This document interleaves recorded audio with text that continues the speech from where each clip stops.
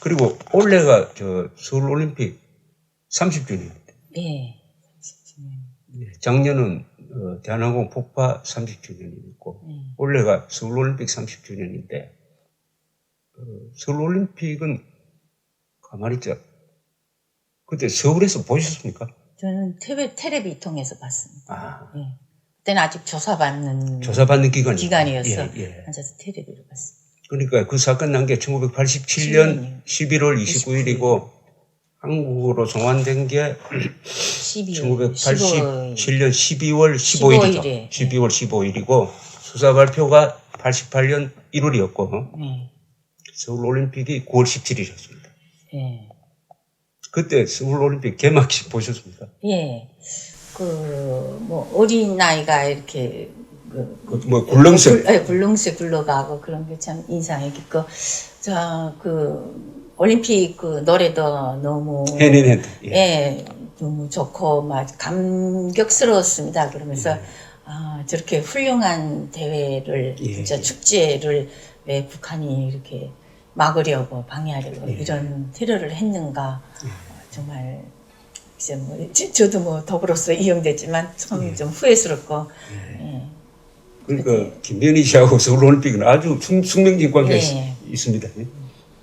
그 방해하기 위해서 했으니까요. 그러니까 그 서울 올림픽을 방해하려고 했는데 서울에서 그 올림픽을 보게 되었으니까. 예, 그래서 참 감회가 남달랐습니다. 막 감격스럽기도 하고 막 좀 부끄럽기도 하고. 그 서울 올림픽은 시간이 지나니까 점점 더 그 의미가 커지는 것 같아요. 우리 고르다 씨가 쓴 책에도 고르다 씨가 이렇게 평을 했더라고요. 서울 올림픽이 냉전 종식의 문을 열었다. 그것을 취재한 일본 기자로서 확실하게 이야기할 수 있다. 그 이야기를 보니까 굉장히 자랑스럽게 생각이 됐습니다. 이 외국 기자 눈에도 그렇게 보이는구나 하고 느꼈습니다. 그렇죠. 올림픽으로 계기로 해서 진짜 한국의 위상이 올라가고 떨치고, 그리고 북방 외교가 펼쳐지고, 진짜 막 모든 면에서 한 단계 이렇게 도약하는 계기가 됐다고 생각합니다. 그러니까 그것을 북한도 이해견을 했기 때문에 이렇게 길을 쓰고 막으려고 했던 것입니다. 너무나도 차이가 벌어지고 뒤떨어진다고 생각했기 때문에. 제가 그래서 이 서울 올림픽 자료를 찾다가 이번에 참 재밌는 자료를 하나 찾았는데, 미국의 윌슨 센터가 냉전시대 때의 연구를 합니다. 거기 보니까 이 서울 올림픽을 막기 위해서 북한이 어떤 외교를 했느냐가 논문을 하나 나와 있었습니다. 그 논문을 읽어보니까 김일성이가 서울 올림픽이 개최되면은 아주 우리가 곤란하게 된다는 그 생각을 했더라고요. 그래서 자기가 직접 나서더라고요. 그래가지고 86년입니다. 86년에 10월에 고르바초프를 찾아가요. 서울 올림픽 참여하지 말라고. 그때 분산 개최를 요구할 텐데. 그러니까 고르바초프가 딱 잘라서 거절해버립니다. 그리고 그 한 달 뒤에 동국, 위성국 정상회담을 할 때 소련은 참석하기로 결정했다고 해요. 선을 해버려요. 그러니까 헝가리, 동독, 루마니아 이런 나라들도 바뀌는 겁니다. 그 다음에 어떻게 하느냐면 87년인가 또 김일성이가 중국을 찾아갑니다. 중국한테도 올림픽 참여하지 말라고 하니까 중국도 거절해요. 왜냐하면 중국은 아시안 게임을 하기로 돼 있었거든요. 1990년에. 그러니까 2020년에는 북경 올림픽을 개최할 2000년에 계획을 세우고 있었는데 참석 안 하면 안 되잖아요. 그래서 거절을 해버려요. 그러니까 마지막 수단으로 테러를 한 게 아닌가 이렇게 보이더라고요. 저도 그때 그러니까 북한 내부에서도 또 올림픽을 하면 안 된다 하고 국민들한테 많이 선전하고 있었어요. 있었군요.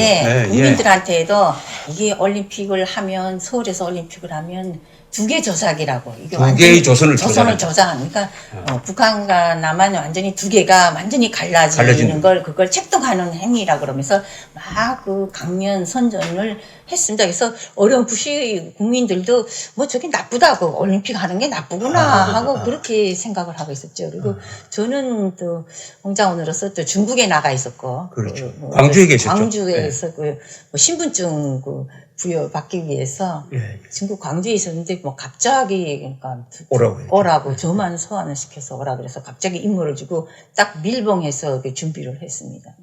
그러니까 그때 북한 주민들한테는 남한에는 거지들이 득실득실하니까 절대로 올림픽 개최 못한다 이랬죠. 뭐, 예, 그때만 해도 내내 예, 거지가 많고, 이렇게 뭐, 식민지고, 그러니까. 미국의 식민지고, 뭐 그런 식으로 남한을 비하했거든요. 그러니까 김일성으로서는 그렇게 선전을 했는데 만약 서울올림픽 성공하면은 자기가 거짓말 한 게 되니까 예. 대내적으로도 좀 곤란했겠습니다. 그런 말씀입니다. 그래서 이 87년 10월 4일에 중국 광주에 계시다가 갑자기 귀환하라는 전가를 받았지 않습니까? 그래서 이 제가 가지고 온 기록에 의하면은 당시에 노동당 대외정보조사부 소속이었죠. 예. 정보조사부 해외에서 납치 테러, 뭐 해외 첩보 임무를 담당하는데 불려와가지고 이부장 이창승입니까? 이 사람이?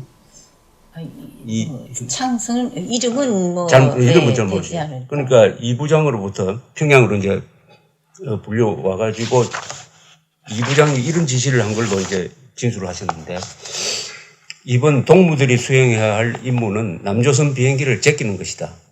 남조선 비행기 폭파 목적은 88 서울올림픽을 앞두고 남조선 괴뢰의 2개 조선 책동과 준동을 막고 적들에게 큰 타격을 주기 위한 것이다. 이 임무는 중요하고 어려우며 특히 비밀이 담보되어야 한다. 시간이 별로 없으니 완전한 임무 수행을 위한 준비 사업을 철저히 하라. 이번 임무 수행 과정에는 완전한 일본 사람으로 위장해야 한다. 옥화 동무는 당시에 옥화라고 했습니다. 옥화 동무는 일본 여자로 위장할 수 있도록 일본어 학습에 열중하고 임무 수행 중에는 일본인 부잣집 딸처럼 행동하라. 이런 지시를 한 거죠. 이거 아주 구체적인데 이거 다 기억하고 있었습니까? 그렇기 때문에 조사 과정에 뭐 다 썼겠죠. 예. 그래서 이제 최 과장하고 또 그 밑에는 최지도원, 그다음에 같이 한 팀이 되는 김승일이라는 노인 70대인데. 네, 70대. 일단 물러났던 사람입니다. 그죠? 일단 은퇴했던 공자원이 다시 이제 복귀한 건데, 김현희 씨, 네 사람이 11월 7일부터 11월 12일까지 초대소에서 밀봉돼가지고 이제 준비를 하는데, 이때, 그걸 놓고, 루트를 놓고 이제 좀 이견이 있으니까, 여기에 대해서 최 과장이라는 사람이 한 말 중에 김정일 이야기가 나옵니다. 이것은 김정일 동지의 친필 비준이 난 계획이므로 수정할 수 없다. 이렇게 얘기했죠. 예, 그러니까 비준이 내려졌기 때문에 수정을 못 한다고. 그리고 그 노선 또 다른 걸 얘기하니까 그건 다음 기회에 그런 거 하자고. 그렇죠. 그래서 이건 그대로 해야 된다고. 근데 북한에서 비준이란 말은 다른 사람에게는 쓰지 않습니다. 김정일한테만 친필 기준이란 말을 쓰거든요. 친필 기준. 그러니까 우리 김 여사께서 진술할 때 김정일이란 말을 넣은 것은 여기가 유일합니까? 그리고 김정일 지시라고 할 때의 그 근거는 최 과장이 말한 거죠. 뭐 다른 정황 조건으로 김정일 아니면 지시할 사람이 없지만은 여기 최 과장이라는 사람이 김정일 동지의 친필 비준이다. 이번 말이 아주 제일 중요한 것 같은데, 그때 이게 노선에서 문제가 된 거는 이라크를 지나는 문제였죠. 바그다드 거기가 전시 상황이기 때문에 그렇죠. 아무래도 문제가 많을 거라고 그 김승일이가 의견을 제기했습니다. 의견을. 근데 뭐 묵살된 거죠. 그렇죠. 그 바그다드에서 공항에서 이제 검색을 받고, 바그다드 공항에서 이 일이 참 이게 운명적인데. 예, 많이 어려웠습니다. 힘든 예, 일이 예, 생겼습니다. 예, 정말 예. 거기서. 사실은 이 대한항공 폭파 사건은 바그다드 공항 검색원이 정신 차렸으면 네. 막을 수 있었죠. 예. 왜냐하면 김승일이가 가지고 있던 트란지스터 라디오, 네. 그 라디오 안에 폭약이 들어있었지 않습니까? 근데 라디오는 작동하고 있었죠. 예. 그러니까 그 북한에서 그니까 일본 파나소닉 라디오를 파나소닉 라디오를 그게 얇은 전지약에 뭐 3개인지 4개인지 들어가 있는데 그걸 특수 제작했습니다. 그래서 절반은 이렇게 까가지고 거기다가 이렇게 화학약품 C4를 넣고 그 절반은 그 라디오 작동하게끔. 그래가지고 올해는 못 가지만 이렇게 그렇죠. 키면 라디오가 나오죠. 나옵니다. 예. 위자가지고. 그러니까 이것도 시한폭탄 이게 이것도 하고. 그러니까 그렇게 특수 제작한 전지약이기 때문에 그게 없어지면 이거 임무를 수행 못합니다. 못하죠. 예. 그러다 검색대에서 통과할 때 라디오가 압수되었잖아요. 예, 그죠? 그 거기 바그다드 거기는 진짜 전시 상황이 돼서 이 전지약을 배터리, 그러니까 배터리를 들고 탑승하지 못하게 하니까 또 이렇게 아주 처음에 탔을 때는 그 배터리를 분리시켜서 또 이렇게 탄 적도 있고 또 이렇게 공항 검색대에는 그걸 아예 소지하지 못한다고 버려버렸습니다. 쓰레기통에 버렸죠. 그래서 정말 그때 막 당황했죠. 뭐 이걸 못하는가 그래서 다시 주소다가 끼우면서. 그러니까 김성일이가 그랬습니다. 제가 이렇게 주소 왔죠. 그러니까 주소 오기는 제가 주소 오고, 그리고 또 김성일이가 다시 끼우면서 항의를 했습니다. 틀어주면서. 이 뭐라고 라디오 나오니까 이게 일반 라디오인데 이렇게 너무 외국인 관광객한테 너무 심하지 않냐고 항의를 하니까 공항 직원도 좀 자기네가 너무 심했다 하고 생각했는지 그럼 됐다고 그냥 통과. 그 공항 여직원이었죠. 남자 직원이었습니다. 남자 직원이었습니까? 근데 이게 참 운명을 가는 건데 그때 남자 직원이 규정대로 했었어야 됩니다. 규정대로 해서 가지고 배터리를 다 버려버리고 그 껍데기만 주었으면은 그냥 돌아갔습니다. 저희는 할 수 없이. 그거는 배터리가 없으면은 할 수가 없습니다. 그게 격발이 안 되네. 격발이 이게 그러니까 이게 불꽃을 튕기는 격발 역할을 하고 옆에 이렇게 액체 폭약이 따로 크게 있으니까. 그러니까 이게 참 이 안전에 관해서 근무하시는 공무원들한테 열어주는 교훈이 있습니다. 절대로 원칙을 지켜야지. 그 개인적인 무슨 호감이나 이런 거 가지고 적당히 하다가 결국 이 사건이 그냥 5명이 감성적으로 하다 5명이 이렇게 돼버렸습니다. 그 다음에 자꾸 이거 옛날 이야기를 하게 되는데 이게 옛날 이야기가 아닌 게 사실 이게 옛날 이야기가 돼야 되는데 옛날 이야기로 묻어두려고 하면은 또 이상한 사람들이 나타나가지고 또 가짜다 하고 하니까 그게 또 대응을 하게 되고 하니까 시간 낭비가 죠 이런 게. 좀 비효율적입니다. 내내 에너지, 시간 이런 데다가 소비해야 되는지. 그런데 우리 김현희 선생하고도 참 깊은 관계를 가진 분이 한 분 계십니다.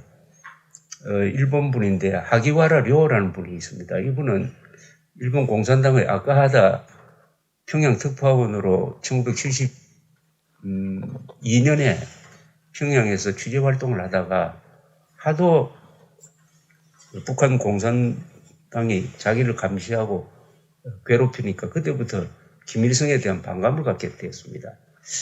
그런 시절에 우리 남북 조절위 회담을 위해서 한국에서 대표단이 북한에 도착을 했습니다. 그때가 가을이었죠. 가을에 도착을 해가지고 수란비행장입니까? 아닙니다. 무슨 육포 헬기장이었어요. 헬기장에. 헬기장에 우리 대표단이 도착을 했는데 그때 김현희 씨는 그러니까 그때 무슨 학교죠? 초급 학교죠. 그때면 한 중학교 1학년쯤 중학교 1학년쯤 돼가지고 꽃을 들고 남한 대표단한테 꽃을 전달하기 위해서 기다리고 있었습니다. 그 기다리고 있는 장면을 하기와라 료 아카하다 기자가 사진을 여러 컷을 찍었습니다. 거기에 김현희 씨의 얼굴이 나왔습니다. 그죠? 나왔는데 이 칼 폭파 사건이 나고 나서 이 하게와라 료시가 사진을 공개를 했는데 한 장을 공개를 했는데 거기에 우리 김연희 씨 얼굴이 약간 가려진 채 나타났고 근데 사진 설명에 다른 사람을 이 아이가 김연희다라고 설명을 썼는데 그건 잘못됐습니다. 그죠? 예. 그걸 잘못됐는데 나중에 이 문제가 되니까 진위 문제가 생기니까 하게와라 료시가 자기가 가지고 있던 다른 사진까지 공개했는데 거기에 김연희 씨 얼굴이 들어있었던 거죠. 그러니까 두 줄로 섰는데 그 두 번째 소녀에서는 확실하게 나와낸 다른 애가 확실하게 나왔고 저는 이렇게 가려서 머리카락만 나왔습니다. 그러니까 두 번째 섰다고 하니까 다들 뭐 비슷하네. 그리고 또 저도 뭐 그때 사진이 다 있나 싶고 그런가 보다 했죠. 근데 후에 막 또 뭐 이게 아니라 하고 지게 되니까 하게와라 씨가 다시 찾았는데 그건 한 줄로 섰는 데는 세 번째 확실하게 있었습니다. 예. 그래서 또 이게 가짜설을 반박하는 그런 결정적인 사진을 제공한 분이 하게와라 료시인데 이분은 공산당원이기는 하지만은 김일성은 아니다. 김일성은 진정한 공산주의자의 적이다. 왜냐? 세상에 세습하는 사람이 어디 있느냐? 그리고 저렇게 부패한 사람이 어떻게 공산주의자라고 할 수 있느냐? 이렇게 해서 평생을 북한 정권과 싸우는 역할을 하면서 워싱턴의 내셔널 아카이브에 가가지고 6.25 때 북한에서 노획된 문서를 읽고 쓴 책이 조선전쟁이라는 책입니다. 혹시 받으셨는지 모르겠는데. 뭐, 글쎄, 읽어본 것 같기도 하고. 그게 바로 북한 자료를 가지고 6.25가 어떻게 시작되었느냐를 쓴 거예요. 그러니까 이건 빼도 박도 못하게 북한이 남침했다는 것을 북한 자료로서 한 거니까 이 접근법이 아주 좋았습니다. 그래서 조선전쟁 하면은 아주 유명한 책이 되고 그 뒤에도 계속 책을 쓰시고 했는데 최근에 이분이 마지막에 한 게 북한에서 반디란 필명을 가진 작가가 외국을 통해서 보내준 원고를 우리가 받아가지고 낸 책이 고발이란 소설이었는데 이 고발을 일본어로 이렇게 번역을 했습니다. 이게 이분이 마지막인데 왜냐하면 작년 연말에 이분이 돌아가셨다는 소식을 열흘 뒤에 그 동료 기자가 저한테 전화를 해주었습니다. 처음 들으셨죠? 네. 뭐 그리고 같이 진짜 그때 조선일보 사옥에서 이쪽에서 코리아나 호텔에서 만나서 그때 이 사진도 같이 펴놓고 그때 만나 뵈었는데 진짜 참 고마운 분이죠. 후에 자파성량에서 또 막 가짜 머리 할 때도 다시 그 영렬이 기자하고 더 선명한 제 사진을 다시 칼라로 된 선명한 사진을 또 다시 찾아서 이렇게 증명해 주시고 정말 저는 저로서는 진짜 제가 어려울 때 많이 이렇게 저를 증명해 주시는 그런 고마운 분이신데 작년에 11월 달만 해도 그때 TV조선에서 가서 취재하신 것 같은데 그 장면을 보셨군요. 하게와라 료시 인터뷰하는 거 봐서 아직 건재해 계시다고 생각했는데 너무 가슴이 아픕니다. 이런 모임이 있었습니다. 이제 이게 또 옛날 이야기인데 하게와라 료시하고 이동복 선생하고 저하고 우리 김연희 씨가 그 코리아나 호텔 어느 음식점에서 만났는데 왜 만났느냐 하면은 그때 김연희 소녀가 꽃다발을 주고 전해준 사람이 그 꽃다발을 받은 사람이 누구냐면 그 유명한 대북 전문가인 이동복 선생이었습니다. 그죠?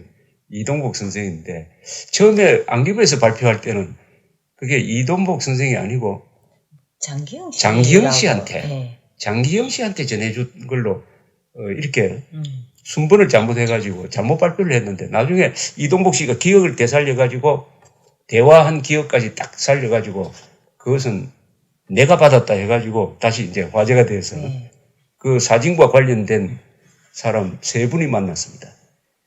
김연희 씨, 그 다음에 하기와라료 이동복 선생. 그게 이제 조선일보에 보도된 적도 근데 있었습니다. 뭐 그 어렸을 때니까 누가 누군지 잘 모르죠. 근데 딱 대화를 그때 나눈 게 있는데 그때 이동국 씨가 이 꽃 이름이 뭐냐고 물어봤습니다. 네, 근데 예. 북한에서는 생화가 잘 없습니다. 생화죠. 예, 그래서 이름을 잘 모릅니다, 다들. 근데 그 특별히 이렇게 온실에서 키운 꽃다발을 가져왔는데 그 전에 많이 이렇게 훈련을 준비를 했거든요. 예. 뭐 어떻게 대답해라. 아버지 이름, 뭐 직장까지 다 이게 다르게 이렇게 교육을 시킵니다. 다르게 이야기하는 예, 겁니까? 뭐 중앙당 간부가 아니고 이게 평범한 노동자 농민이 자녀인 것처럼. 그러니까 저 경우에는 저희 집이 그때 서평양역 근처에 있었기 때문에 그 선로를 이렇게 고치는 선로공이라고 선로공이다. 예, 아버지가 선로공이다. 뭐 하시냐 그러면 이 선로공이라고 외교관이 아니고 선로공이다. 외교관이 아니고 선로공이라고 하라고 하나하나 다 가르쳐주면서 많이 이렇게 교육을 시켰기 때문에 잔뜩 좀 얼어 있었죠 애들이. 근데 딱 이동복 그 씨가 이 꽃이 무엇이냐 그러니까 제가 준비 전혀 예상치 못한 질문이 왔습니다. 그러니까 여기에 대해서 모른다고 하면 또 돌아가서 욕을 먹을 것이고 답변을 잘못하니까 그래도 어린 뭐 마음에 좀 임기응변을 해가지고 조선 사람이 조선 것도 모릅니까 하고서는 인사하고 싹 돌아왔습니다. 조선 사람이 조선 꽃도 모릅니까? 네, 조선 꽃 이름도 모르냐고 그랬더니 그러니까 뭐 그 이동복 씨는 그때 많이 좀 화가 났다고 그러더군요. 무슨 애가 저렇게 대답을 당돌하게 하느냐 해가지고 뭐 승용차 타고 가면서 지도원한테 그랬대요. 불평을 했다고. 예, 아니 뭐 당신 애들은 애들 교육을 어떻게 하길래 이게 그러냐면서 아니 알고 지냈시다 이게 무슨 꽃입니까 하고 물어보니까 그 지도원도 잘 모르더라고요. 예. 잘 모르거든요 북한 사람들. 그렇죠. 그러니까 지도원도 몰라서 생활을 별로 본 적이 볼 일이 없으니까 뭐 조선꽃이겠죠 뭐 그러더랍니다. 그래서 그러니까 그게 그때 저도 어리고 이게 좀 특이한 대화였기 때문에 다 이게 마음에 이게 내리에 좀 새겨져 있었습니다. 예. 그러니까 그 꽃다발 증정하고 돌아와서는 또 선생님이 다 지도원 선생님이 적습니다. 무슨 질문을 했고 어떻게 대답했냐고. 근데 저는 그때 뭔가 좀 찝찝하거든요. 확실하게 대답도 못하고 그러니까 뭐 말을 안 하고 지나간 기억이 있습니다. 근데 여기 한국 대한민국에 와서 이렇게 어떤 기회에 이렇게 대화를 해보다 나니까 딱 마주친 거지. 그렇게 물어보고 그렇게 대답했다. 그래서 이동복 선생을 우리 안기부에 계실 때 만났습니까? 안기부 있을 때 어떤 모임에서 그래 이동복 선생도 기억하고 있었고 우리 김 여사도 기억하고 있으니까 그래서 일종의 암호풀이를 딱 했는데 얘기를 하니까 이동복 씨가 내가 그때 질문했고 내가 했는데 그러고 이제 그래서 이동복 씨구나 하고 찾게 되었습니다. 이동복 씨가 그러니까 서동권 국자 안기부장 계실 때 그러니까 1991년 2년 무렵에 안기부 부장 특보였습니다. 특보로서 남북 대화를 관리하고 있었으니까 그때 만났던 이야기입니다. 그건 그렇고 지금 요새 북한이 이렇게 돌아가는 걸 보면은 어떻게 북한이 오래 갈 것 같습니까? 어떻습니까?